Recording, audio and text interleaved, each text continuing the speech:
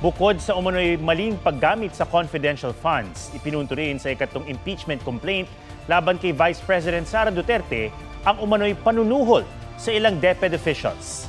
May report si Tina Panganiban Perez.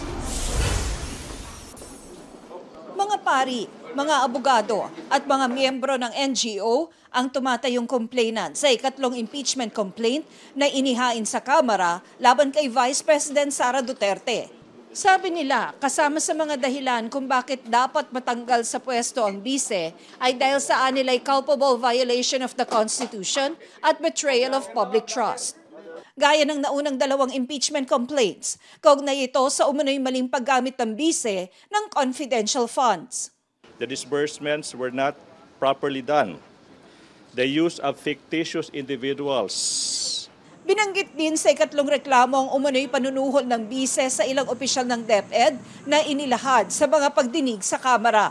Kaugnay ito sa alegasyong nakatanggap sila ng mga sobrang naglalaman ng pera na nagmula umano kay VP Sara.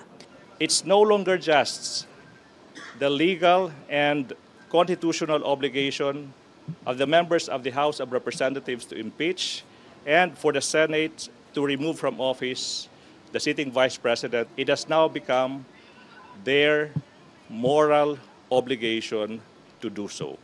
We believe VP Sara committed something illegal and something immoral against the Filipino people. For us, thou shalt not kill, thou shalt not steal, thou shalt not bear false witness.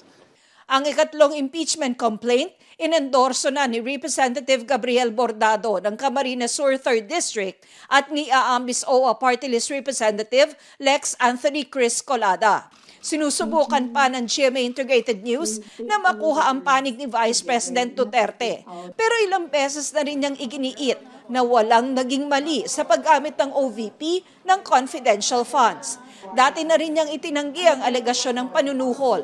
Tinawag pa niyang isang disgruntled employee ng DepEd ang isa sa mga nag-aakusa nito sa kanya. Ayon kay House Secretary General Reginald Velasco, hindi pa niya natatransmit ang naunang dalawang impeachment complaints sa Office of the Speaker. At gaya ng naunang dalawang impeachment complaints, ang ikatlong reklamo ay ire-review ng Legal Department ng Kamara. Tina Panganiban Perez, nagbabalita para sa GMA Integrated News.